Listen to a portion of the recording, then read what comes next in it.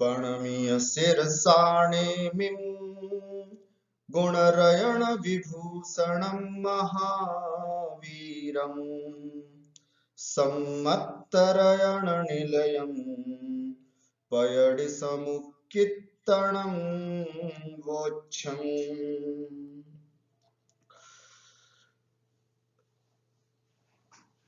आचार्य नेमिचंद्र स्वामी विरचित गोमटसार कर्मकांड के इस स्वाध्याय में उपस्थित सभी श्रोताओं का हार्दिक अभिनंदन और स्वागत है। मां जिनवाणी को, आचार्य नेमिचंद स्वामी को प्रणाम करके आज का स्वाध्याय हम प्रारंभ करते हैं। आज के इस स्वाध्याय में हम कषायों के काम, कषायाणाम कार्याणि, अर्थात कषाय क्या क्या काम करती है, अनंतानुबंधी, अप्रत्याख्यान, प्रत्याख्यान और संज्वलन आदि जो कषाय हैं वे उनके काम क्या हैं, तेषां च वासना कालः, और उनका वासना काल कितना है, और पुद्गल विपाकी, भव विपाकी, क्षेत्र विपाकी और जीव विपाकी आदि ये इनकी प्रकृतियां कितनी है, अर्थात पुद्गल विपाकी में कितनी प्रकृति आती है, 148 प्रकृतियों में से कितनी प्रकृतियां पुद्गल विपाकी हैं, कितनी भव विपाकी है, कितनी क्षेत्र विपाकी है और कितनी जीव विपाकी प्रकृतियां हैं। इन सब बातों को आज के स्वाध्याय के माध्यम से हम समझते हैं। गाथा संख्या 45 से 51 इन गाथाओं में यह विषय आया हुआ है। तो आइए प्रारंभ करते हैं अपन आज का स्वाध्याय। सबसे पहले कषायों का कार्य, अर्थात जो अनंतानुबंधी कषाय आदि हैं, कुल कितनी कषाय हैं। आपसे पूछा जाए कि कषाय कितनी हैं, तो हम क्या उत्तर देंगे? कुल कषाय 25 हैं। अनंतानुबंधी क्रोधमान मायालोप, अप्रत्याख्यानावरण क्रोधमान मायालोप, प्रत्याख्यानावरण क्रोधमान मायालोप और संज्वलन क्रोधमान मायालोप, 16 तो ये, और 9 कषाय, हास्य, रति, अरति, शोक, भय, जुगुप्सा, स्त्रीवेद, पुरुषवेद, नपुंसकवेद। इस तरह से 16 और 9 ये 25 कषाय होती हैं। इन 25 कषायों के बारे में आज हम समझते हैं कि इनके कार्य क्या है। आइए सबसे पहले गाथा का उच्चारण। पड़मादिया कसाया सम्मत्तम देश सयल चारितम जह खादम गादंतिय गुणनामा होन्ति से सावी। पड़मादिया कसाया सम्मत्तम देश सयल चारितम जह खादम गादंतिय गुणनामा होन्ति से सावी। अर्थ देखें, पढ़मा कसाया, पढ़मा प्रथमादि, प्रथमादि का मतलब प्रथम है अनंतानुबंधी, और आदि का मतलब है अप्रत्याख्यान, प्रत्याख्यान और संज्वलन। तो ऐसे पढ़मादिया, प्रथमादि, प्रथमादयः कषायः, कषायः मतलब कषाय जो हैं वे क्रमशः क्या करती हैं? घादंती, घात करती हैं। किस किस का? तो सम्मत्तम, सम्यक्त्व का, देश चारित्रम, देश चारित्र का, सयल चारित्रम, सकल चारित्र का, जह खादम और यथाख्यात चारित्र का, घादंती अर्थात घात करती हैं। पढ़मादिया कसाया, प्रथम आदि कषाय, अनंतानुबंधी, अप्रत्याख्यान, प्रत्याख्यान और संज्वलन आदि जितने भी कषाय हैं, क्रमशः, अर्थात क्रमशः का मतलब अनंतानुबंधी जो है वो सम्यक्त्व का घात करती है, ठीक हुआ। अप्रत्याख्यान जो कषाय है वो देश चारित्र का घात करती है। प्रत्याख्यान कषाय जो है वो सकल चारित्र का घात करती है। और संज्वलन कषाय जो है वो यथाख्यात चारित्र का घात करती है। क्या मतलब? इसका मतलब यह है कि जब तक आत्मा में अनंतानुबंधी क्रोधमान, अनंतानुबंधी संबंधी जो क्रोधमान माया लोभ विद्यमान है, तब तक यह जीव सम्यक्त्व को प्राप्त नहीं कर सकता।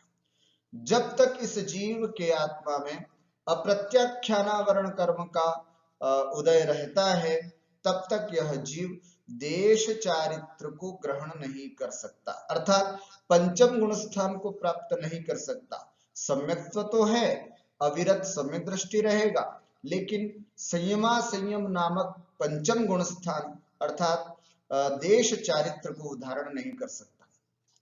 प्रत्याख्यानावरण कषाय के उदय होने पर यह जीव पंचम गुण स्थान को भी प्राप्त कर लेते हैं, अर्थात क्षुल्लक एल्लक जी आदि अवस्थाओं को भी प्राप्त कर लेते हैं, लेकिन मुनि बनने के भाव नहीं होते जब तक कि प्रत्याख्यान कषाय का उदय होता है।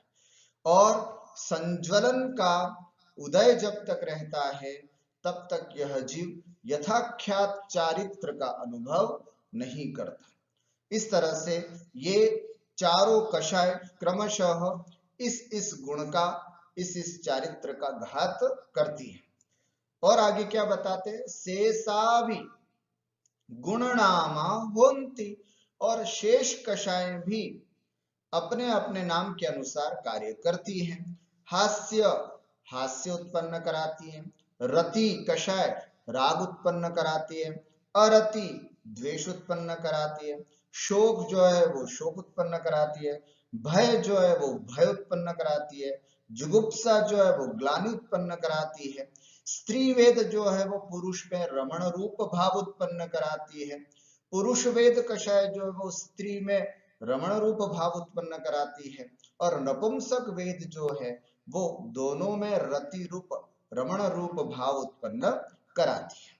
तो इस प्रकार से ये सभी कषायों के कार्य यहाँ पर जानना चाहिए। चार्ट के माध्यम से यहाँ पर हम समझने की कोशिश करते हैं। देखिए, प्रथम जो है अनंतानुबंधी, अनंतानुबंधी क्रोधमान माया लोभ जो हैं, जब तक इनका उदय रहता है तब तक सम्यक्त्व नहीं हो सकता, सम्यक्त्व की घातक। अप्रत्याख्यानावरण क्रोधमान माया लोभ का जब तक उदय रहता है, इसका कार्य होता है कि यह जीव को देश चारित्र अर्थात पंचम गुण स्थान में नहीं आने देता। प्रत्याख्याना क्रोधमान माया लोभ, इन कषायों का जब तक उदय रहता है या इनकी सत्ता जब तक रहती, तब तक कार्य क्या करता है? उदय रहता है, जब तक सकल चारित्र का घात करती है, अर्थात हमें संपूर्ण चारित्र ग्रहण नहीं करने देती। और संज्वलन क्रोधमान माया लोभ के उदय होने पर यथाख्यात चारित्र का घात होता है। इस तरह से हमें समझना चाहिए। अगर हमें सम्यक्त्व की प्राप्ति नहीं हो रही है तो समझना अनंतानुबंधी कषाय अपना कार्य कर रही है।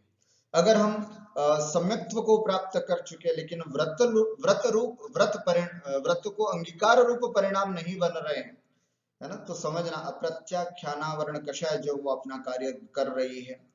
जिनके संयम देश संयम धारण कर रखा है लेकिन सकल संयम लेने के भाव नहीं हो रहे हैं, तो उनके प्रत्याख्यान क्रोधादि कषाय कार्य कर रही हैं। इस तरह से विचार करना चाहिए।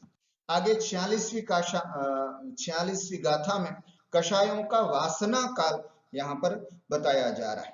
पहले गाथा का उच्चारण फिर अर्थ समझते हैं। अंतो मुहूर्त पक्षम छम्मासं शंख संकणंत भवं संजलनमादियाणं वासण कालो दुर्नियमेण। अंतो मुहूर्त पक्षं छम्मासं शंख संकणंत भवं संजलनमादियाणं वासण कालो दुर्नियमेण। अर्थ समझे। अब इन कषायों का वासना काल क्या होता है, अर्थात वासना काल का अर्थ क्या समझे। तो कहते हैं उदय का अभाव होते हुए भी कषाय का संस्कार जो है, अभी उदय जरूरी नहीं उदय हो, है ना, उदय का अभाव होते हुए भी कषाय का संस्कार जितने काल तक बना रहे उसको बोलते हैं वासना काल। ठीक हुआ। जैसे हमारी किसी के प्रति शत्रुता है और हमने उसके प्रति शत्रुता बांध ली, अभी गुस्सा नहीं आ रहा है लेकिन उसके प्रति द्वेष भाव का जो संस्कार है वो हमारे अंदर बैठा हुआ है। तो यद्यपि उदय न हो लेकिन उस कषाय का संस्कार भी यदि हमारे आत्मा में है तो उसे हम कहते हैं वासना काल। कौन सी कषाय का वासना काल कितना है इसको हम इस गाथा के माध्यम से समझते हैं। संज्वलन आदि, संजलनम आदियाणम, है ना, संजलनम आदि, संज्वलन आदि। अब यहां पर सबसे पहले संज्वलन को लेंगे। संज्वलन आदि का मतलब प्रत्याख्यान, अप्रत्याख्यान और अनंतानुबंधी कषाय। ठीक है, इन सब का वासना कालो अर्थात वासना काल वास्तव में नियमेन नियम से कितना है, क्रमशः अंतो मुहूर्त, अंतर्मुहूर्त, पक्षम, पक्ष, एक पक्ष में 15 दिन होते हैं तो 15 दिन, छम्मासम अर्थात 6 महीने 6 माह, और संख असंख्य अनंत भवम, संख्यात असंख्यात और अनंत भव है वासना काल। समझे।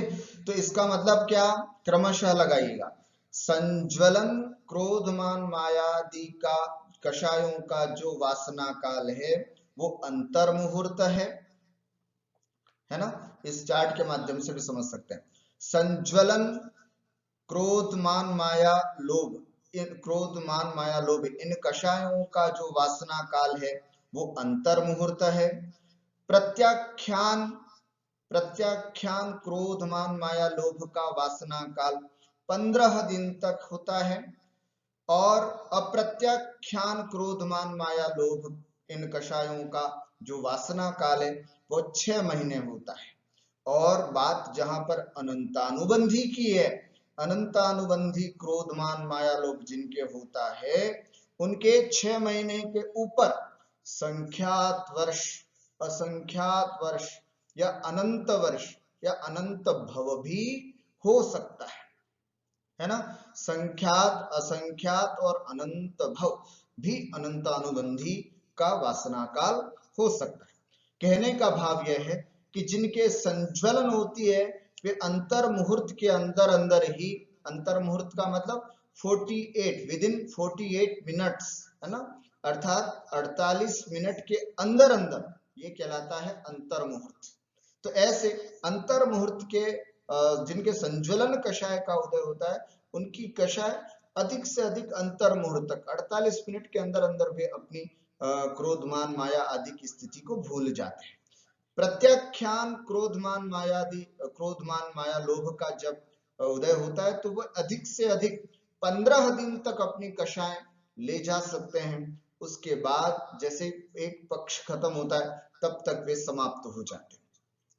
तो अंतर मुहूर्त से लेकर, एक मुहूर्त से लेकर के 15 दिन तक का जो वासना काल है वो प्रत्याख्यान का है, और 15 दिन से ऊपर 16वें दिन से लेकर के 6 महीने तक की जो स्थिति है ये वासना काल अप्रत्याख्यान का है, और 6 महीने से ऊपर का जो संस्कार बना रहता है कषायों का वो कषाय अनंतानुबंधी कषाय जानना चाहिए।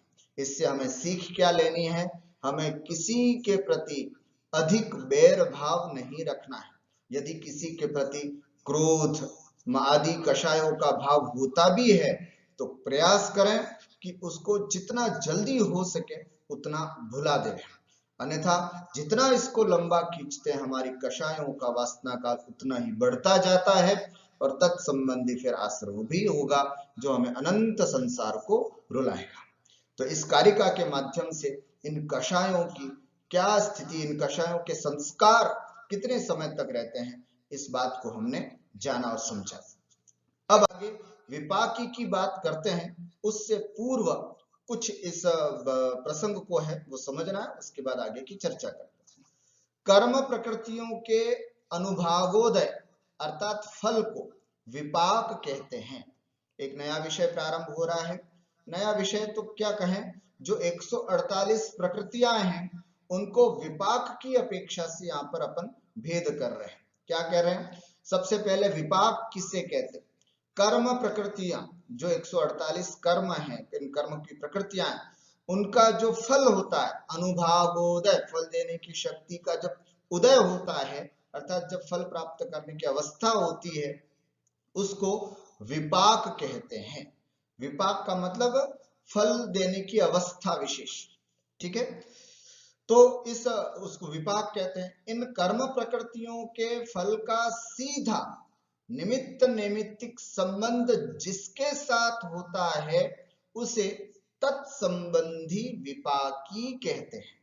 अर्थात जब कर्म फल देता है तो फल, उसका फल या तो शरीर से होगा, या किसी भव से होगा, या किसी स्थान विशेष से होगा, या फिर जीव से होगा।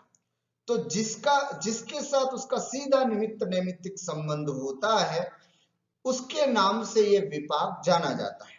जैसे पुद्गल या शरीर से संबंधित उसका विपाक होगा तो पुद्गल विपाकी, भव से संबंधित उसका होगा विपाक तो भव विपाकी, किसी स्थान विशेष से उसका विपाक अर्थात फल होगा तो उसे भव विपाकी, है ना, क्षेत्र विपाकी।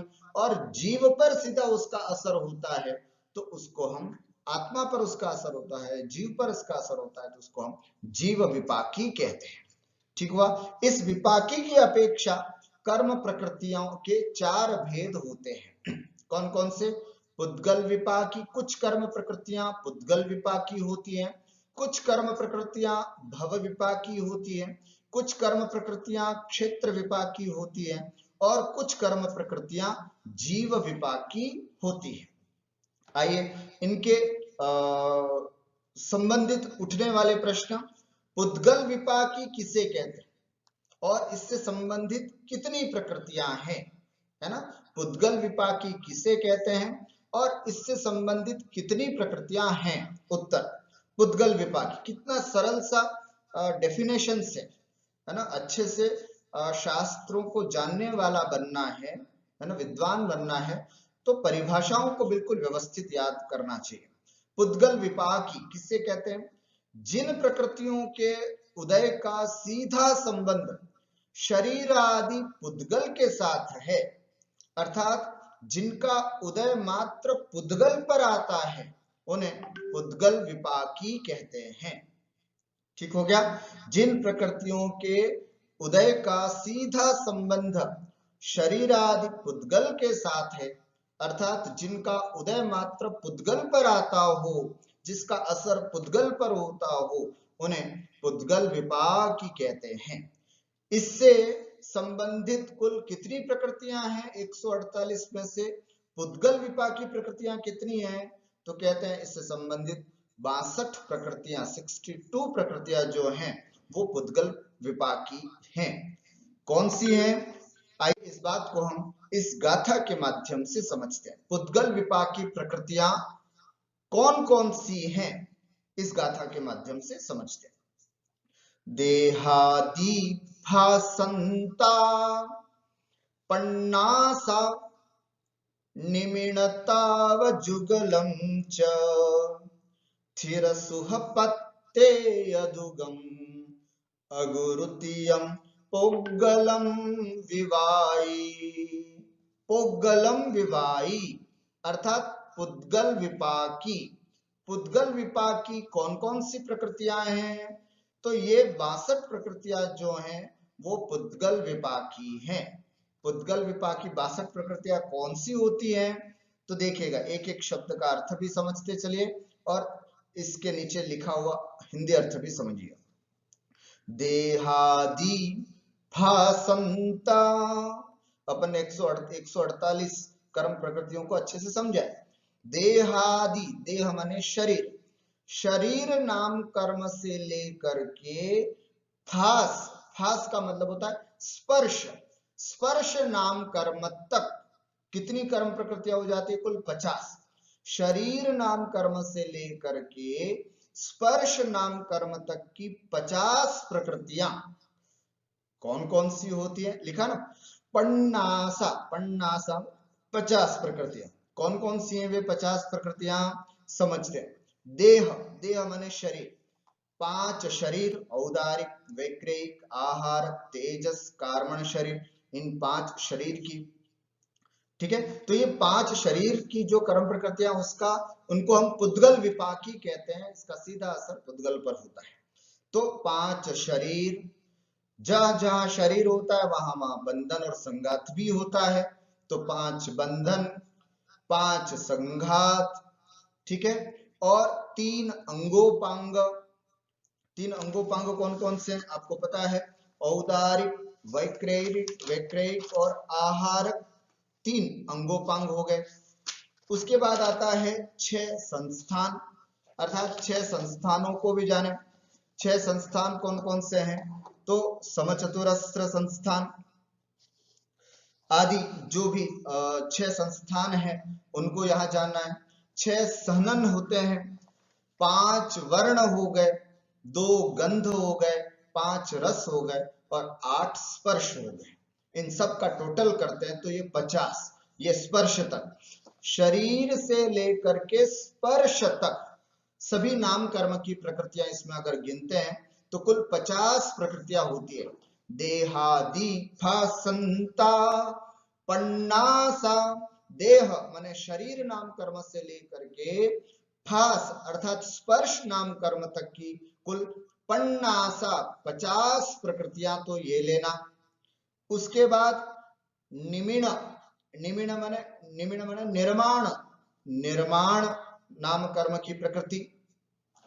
फिर आतव जुगलम, आतव, आतप युगल, आतप के साथ दूसरी कौन सी आती है? उद्योत। तो आतप युगलम का मतलब आतप युगल अर्थात आतप और उद्योत। उसके बाद थिर सुहपत्ते यदुगम, स्थिर दुगम, सुह दुगम, पत्ते दुगम, अर्थात स्थिर दुगम माने दोनों, स्थिर और अस्थिर, सुह दुगम शुभ और अशुभ, पत्तेय दुगम प्रत्येक और साधारण, ये दोनों हो गए। तो कौन कौन से हो गए? स्थिर, स्थिर अस्थिर, सुह शुभ और अशुभ, पत्तेय प्रत्येक और साधारण। दुगम शब्द सबके साथ लगेगा, है ना, द्विक होता है संस्कृत में, तो इन दो दो को सबको लेंगे। और अगुरुतियम और अगुरु आदि 3, अगुरु, उपघात और परघात, इस तरह से ये कुल 62 पोगलम विवाई अर्थात पुद्गल विपाकी प्रकृतियां होती है। ठीक हो गया? इस तरह से पुद्गल विपाकी का अर्थ देखा हमने। पुद्गल विपाकी में आने वाली 62 प्रकृतियों का कौन कौन सी उसकी गणना भी हमने इस गाथा के माध्यम से समझी। अब कुछ आगे प्रश्न शिष्य करता है कि गुरुजी भव विपाकी किसे कहते हैं और इससे संबंधित कितनी प्रकृतियां हैं? उत्तर देखा, भव विपाकी आदि जो विपाकियों की परिभाषा है वो बहुत सरल है। जिन प्रकृतियों के उदय का सीधा संबंध भव के साथ है उन्हें भव विपाकी कहते हैं। इससे संबंधित आयु कर्म की 4 प्रकृतियां हैं केवल, ठीक है। भव विपाकी जिसका संबंध भव के साथ है उसे हम भव विपाकी कहते हैं। और इससे संबंधित 4 आयु कर्म की जो हैं, मनुष्य, तिर्यंच, है ना, मनुष्य, तिर्यंच, देव, मनुष्य, तिर्यंच, नरक और देव आदि जो 4 आयु प्राप्त होती है वो 4 प्रकृतियां इसके अंतर्गत जाननी चाहिए। फिर शिष्य प्रश्न करता है कि गुरुजी क्षेत्र विपाकी किसे कहते हैं और इससे संबंधित कितनी प्रकृतियां हैं? सरल से परिभाषा, जिन प्रकृतियों के उदय का सीधा संबंध, यहां क्षेत्र से क्या अर्थ लेना? विग्रह गति। विग्रह गति के क्षेत्र के साथ है। जिन प्रकृतियों के उदय का सीधा संबंध विग्रह गति के क्षेत्र, क्षेत्र माने स्थान, स्थान केवल विग्रह गति लेना, विग्रह गति के क्षेत्र के साथ है, उन्हें क्षेत्र विपाकी कहते हैं। नाम कर्म की अब कौन कौन सी है ये क्षेत्र विपाकी की, तो बताते हैं नाम कर्म की आनुपूर्वी संबंधित 4 जो गत्यानुपूर्वी प्रकृतियां हैं इससे संबंधित है, अर्थात मनुष्य गत्यानुपूर्वी, तिर्यंच गत्यानुपूर्वी, नरक गत्यानुपूर्वी और देव गत्यानुपूर्वी, है ना। गत्यानुपूर्वी का तो हम अर्थ समझते ही हैं, मनुष्य गति को छोड़कर जीव जब दूसरी गति को जाता है तो मनुष्य गति का जो एक आकार विशेष बना रहता है, जिस गति में था वो आकार विशेष जो बना रहता है वो यहाँ विग्रह गति में उसको मनुष्य गत्यानुपूर्वी कहते हैं। तो ऐसे क्षेत्र विपाकी अर्थात क्षेत्र विपाकी प्रकृतियों का प्रभाव सीधा उन विग्रह गति में जो प्रकृति उदय होता है मनुष्य गत्यानुपूर्वी, है ना, आदि उन गत्यानुपूर्वी पर जानना चाहिए।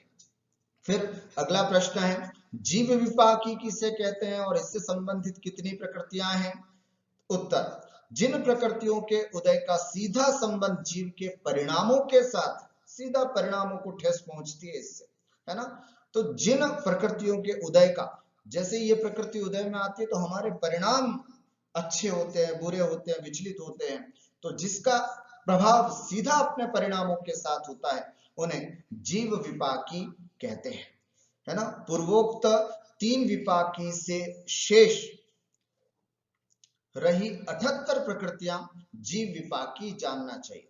अर्थात आपने सबसे पहले, अब जैसे किसी ने पूछा, शिष्य ने पूछा जीव विपाकी की कितनी प्रकृतियां रहे, तो 78। कैसे, सबसे पहले अपन ने पढ़ा था पुद्गल विपाकी 62 थी, उसके बाद अपन ने देखा भव विपाकी कुल 4 प्रकृतियां हैं, फिर क्षेत्र विपाकी देखी तो उसमें भी 4 प्रकृतियां हो गई, तो कुल कितनी प्रकृतियां हो गई, 62 और 4 66 और 4 70, ये 70 प्रकृतियों के बारे में हमने पढ़ लिया।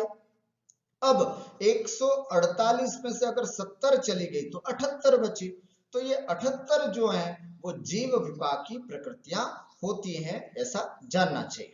आइए अब इन पूरी बातों को हम गाथाओं के माध्यम से समझते हैं। भव विपाकी, क्षेत्र विपाकी, जीव विपाकी प्रकृतियां कौन कौन सी हैं इस गाथा के माध्यम से। आऊणि भव विवाई, खेत विवाई आणुपो वियो, 78 अवशेषा जीव विवाई मुणे यव्वा। अर्थ देखें, आऊणि भव विवाई, भव विपाकी, आऊणि जो आयुष्कानी है ना, जो आयुष क्या है, 4 आयु हैं वो भव विपाकी हैं, जैसा कि अपन ने अभी देखा। खेत विवाई आणुपूर्वीयो, और 4 जो अनुपूर्वी हैं, मनुष्य गत्यानुपूर्वी, नरक गत्यानुपूर्वी, तिर्यंच गत्यानुपूर्वी, देव गत्यानुपूर्वी, ये जो 4 अनुपूर्वी हैं वो खेत विवाई अर्थात क्षेत्र विपाकी हैं। अवशेषा, और जो शेष बची अब, है ना, पुद्गल विपाकी, भव विपाकी और क्षेत्र विपाकी के अतिरिक्त जो शेष बची हैं, कितनी बची, 78 प्रकृतियां जो हैं वो जीव विवाई मुने यव्वा, अर्थात उनको जीव विपाकी जानना चाहिए। ठीक है, इसी बात को यहां पर समझा देते हैं चार्ट के माध्यम से। पुद्गल विपाकी प्रकृतियां कितनी हुई, 62 जो पहली गाथा में बताई थी। भव विपाकी 4, है ना, भव विपाकी आयु मनुष्य, तिर्यंच, नरक, देव आयु, ये 4। क्षेत्र विपाकी मनुष्य गत्यानुपूर्वी, तिर्यंच गत्यानुपूर्वी, नरक गत्यानुपूर्वी और देव गत्यानुपूर्वी, ये 4 प्रकृतियां क्षेत्र विपाकी हैं। और जीव विपाकी जो शेष 78 बची हैं वो जीव विपाकी जानना चाहिए। इस तरह से यहाँ इन सब का यदि हम योग करते हैं 62 + 4 + 4 + 78, तो ये बनता है अपना 148। ठीक हो गया। ऐसे 148 प्रकृतियों को हमने विपाकी की अपेक्षा से भेद किया। अब शिष्य का प्रश्न है कि गुरुजी ये भी बता दीजिएगा जीव विपाकी की जो 78 प्रकृतियां हैं वो कौन कौन सी हैं, उसको हम यहाँ पर इस गाथा के माध्यम से समझते हैं। वेदनीय गोदगादी णेकावन्नं तृणाम पयडीणं सत्तावीसं चेदे 78 जीव विवायी। वेदनीय गोदगादी णेकावन्नं तृणाम पयडीणं सत्तावीसं चेदे 78 जीव विवायी। अब जीव विपाक की 78 प्रकृतियां कौन कौन सी हैं, तो उसको इस गाथा के माध्यम से समझा रहे हैं। वेदनीयम है ना, वेदनीय की दोनों, वेदनीय की कौन सी, साता वेदनीय, असाता वेदनीय। साता वेदनीय में सुख का अनुभव, असाता वेदनीय में दुख का अनुभव। इस जीव को होता है सीधा, इसलिए जीव विपाकी हुआ। गोत्र की दो, अर्थात अपने आप को उच्च कुल का मानता है या अपने आप को नीच कुल मानता है, तो ये गोत्र कर्म की दोनों, उच्च गोत्र और नीच गोत्र दोनों प्रकृतियां जीव विपाकी, अर्थात इसका सीधा असर इस जीव को, इस आत्मा को होता है। और उसके अलावा घाती कर्म की 47, जो अपन ने पढ़ रखी है पहले, है ना, ज्ञानावरण की 5, दर्शनावरण की 9, मोहनीय की 28 और अंतराय की 5। इन सबको अगर टोटल करते तो 47 होती है। तो घादी अर्थात घाती कर्म की ये जो 47, अब कितनी हो गई, घाती कर्म की 47, गोत्र कर्म की 2, वेदनीय की 2, इस तरह से 51 प्रकृतियां तो ये हो गई। वेदनीय, गोद, गोत्र, गादी और घाती कर्म की एक का ण से ए ले लेंगे, एकावन्नम, 51 प्रकृतियां होती है। और नाम पयडीणम 27, और बचा नाम कर्म, तो नाम कर्म की 27 प्रकृतियां और ले लीजिएगा। ये सब मिलाकर के जीव विपाक की 78 प्रकृतियां होती हैं। ठीक हुआ, एक बार समझिएगा कौन कौन सी। ज्ञानावरण की 5, दर्शनावरण की 9, वेदनीय की 2, ज्ञानावरण दर्शनावरण वेदनीय, मोहनीय की 28 प्रकृतियां, आयु नहीं लेंगे इसमें, नाम की 27 प्रकृतियां, गोत्र की 2 प्रकृतियां और घाती कर्म के अंतर आता है अंतराय कर्म, उसकी भी 5 प्रकृतियां। इन सब का टोटल करते हैं तो ये 78 प्रकृतियां जो हैं वो जीव विपाक की है। इनका सीधा ना सीधा असर, जब ये उदय में आती है प्रकृतियां, तो इसका सीधा असर इस जीव को, इस आत्मा पर होता है। अतः इनको जीव विपाकी प्रकृतियां के नाम से जानते हैं। देखो मैंने संक्षिप्त चार्ट बना रखा, जैसे वेदनीय की दोनों प्रकृतियां, गोत्र की दोनों और घात्या कर्मों की पूरी 47 और नाम कर्म की 27। अगर इनको हम टोटल करते हैं, 7 और 7 14, 15 16, 17 18 का 8 हासिल 1, 2 और 1 3, 4 और 3 7, 78। ये 78 प्रकृतियां जो हैं वो जीव विपाकी कुल प्रकृतियां जानना चाहिए। अब आगे की कारिका में फिर शिष्य का प्रश्न होगा कि गुरुजी आपने नाम कर्म की 27 प्रकृतियां बताई, वो कौन सी हैं, थोड़ा वो भी स्पष्ट कर दीजिएगा तो विषय पूरा स्पष्ट हो जाए। तो आचार्य नेमिचंद स्वामी अगली गाथा में उस विषय को भी कि वो 27 प्रकृतियां कौन सी है इसको स्पष्ट कर रहे हैं, जिसका असर जीव पर होता है। तिथयरम उत्सासम बादर पज्जत सुसरादिजं जसत सविहाय सुभगदु, जसत सविहाय सुभगदु चौगई पण जाय सगवीसम। क्या कह रहे हैं, अर्थ समझना। तिथयरम, तीर्थंकर नाम प्रकृति का उदय सीधा असर जीव पर करता है जब वो केवल ज्ञान की प्राप्ति हो जाती है ना। तीर्थंकर नाम प्रकृति की। उच्छ्वास, श्वासोच्छ्वास, इसका भी असर जीव विपाकी है। बादर, है ना, उस्सासम, फिर बादर पज्जत सुसरादिज्यम। और यहाँ पर इन सब के बादर और सूक्ष्म, पज्जत माने पर्याप्त और अपर्याप्त, सुस्वर माने सुस्वर और दुस्वर, आदेज्य माने आदेय और अनादेय, जस माने यश, यशस्कीर्ति और अयशस्कीर्ति, तस, तस माने होता है त्रस, त्रस और स्थावर दोनों, विहाय अर्थात प्रशस्त विहायो गति, अप्रशस्त विहायो गति, है ना, और सुभग, सुभग और दुर्भग। ये दू लिखा है मतलब सब दो दो लेना, बादर दू, पज्जत दू, सुस्वर दू, तो बादर और सूक्ष्म, पर्याप्त और अपर्याप्त, सुस्वर और दुस्वर, आदेय और अनादेय, जस माने यशस कीर्ति और यशस कीर्ति, तस और स्थावर, विहाय अर्थात प्रशस्त विहायो गति, अप्रशस्त विहायो गति, सुभग और दुर्भग, इन सब को दो दो माने दो दो लिया। और चौगई, चार गतियां जो हैं वो जीव विपाकी हैं, चार गतियां जो हैं वो जीव विपाकी हैं। गति नाम कर्म का उदय होता है तो सीधा फीलिंग उस जीव को आती है, उस प्राणी को होती है, तो इसलिए चौगई, चारों गतियां जो है वो जीव विपाकी हैं। पण जाई, पांच जाति जो हैं वो भी जीव विपाकी है। इस तरह से सगवीसम, है ना, 27, सगवीस का मतलब होता है 27, ऐसे ये 27 प्रकृतियां नाम कर्म की जो हैं वो जीव विपाकी जानना चाहिए।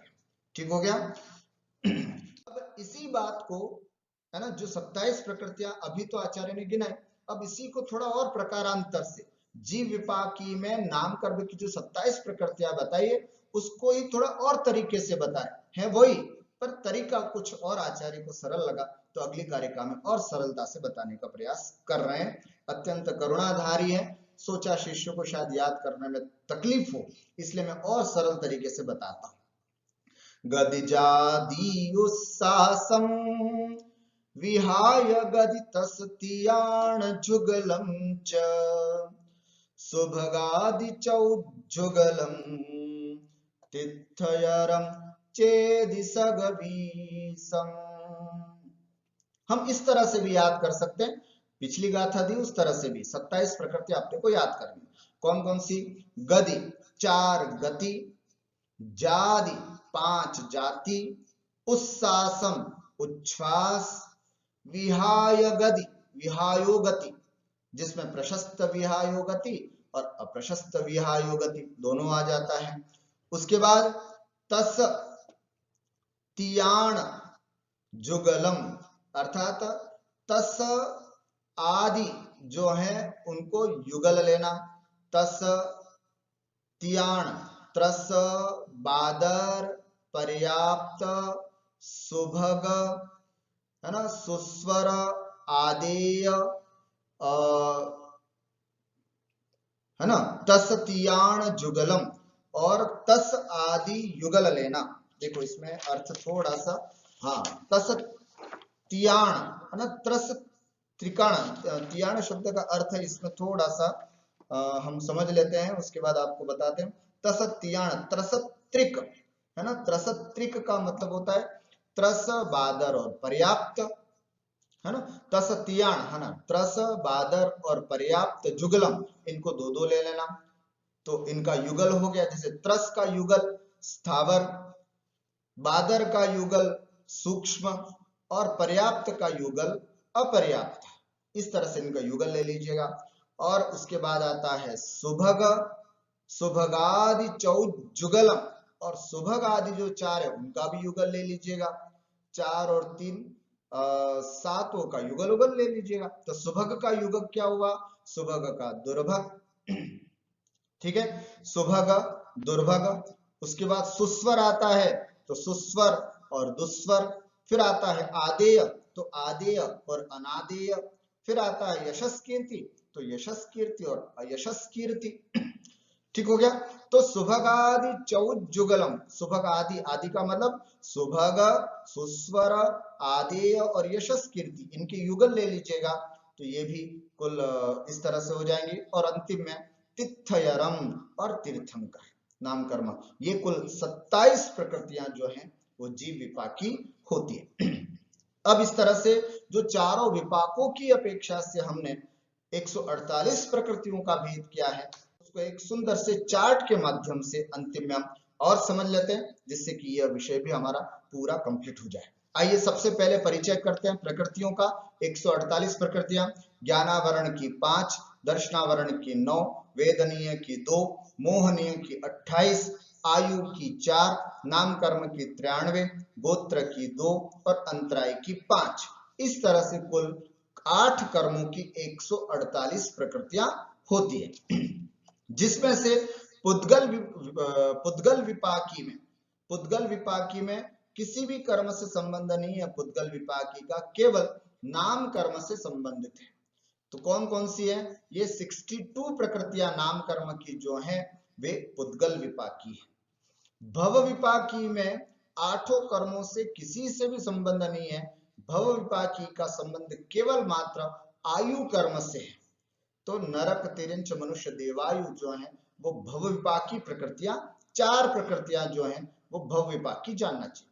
क्षेत्र विपाकी का संबंध नाम कर्म की जो अनुपूर्वी है, नरक गत्यानुपूर्वी, तिर्यंच गत्यानुपूर्वी, मनुष्य गत्यानुपूर्वी और देव गत्यानुपूर्वी, ये जो 4 प्रकृतियां हैं वे क्षेत्र विपाकी होती हैं, इसलिए 4 यहां पर लिखा।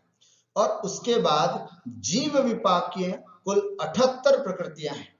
कैसे हैं देखिएगा। ज्ञानावरण की किसी से संबंध नहीं था, जीव के साथ है। ज्ञानावरण की 5 प्रकृतियां, दर्शनावरण की 9 प्रकृतियां, वेदनीय की 2 प्रकृतियां और मोहनीय की, समझना, मोहनीय कर्म की कौन सी पूरी 28 की 28 प्रकृतियां इसमें ले लेना। मिथ्यात्व आदि, मिथ्यात्व, सम्यक मिथ्यात्व और सम्यक प्रकृति, 3 तो दर्शन मोहनी की हो गई। चारित्र मोहनी की 25 की 25, कषाय वाली जितनी में है वो सब इसमें, कषाय 16, 9 कषाय 9, इस तरह से 16 और 9 25 चारित्र मोहनी की और 3 दर्शन मोहनी की, ऐसे 28 की 28 प्रकृतियां जो है वो जीव विपाकी हैं। आयु का जीव से संबंध नहीं है। नाम कर्म की कुल 27 प्रकृतियां जो अभी अपन ने गिनी, 4 गति, 5 जाति, उच्छ्वास, विहायु गति, त्रस, बादर, पर्याप्त, सुभग, सुस्वर, आदि और यशस कीर्ति के युगल और अंतिम में तीर्थंकर, ऐसी 27 प्रकृतियां जो हैं वो नाम कर्म की जीव विपाकी हैं।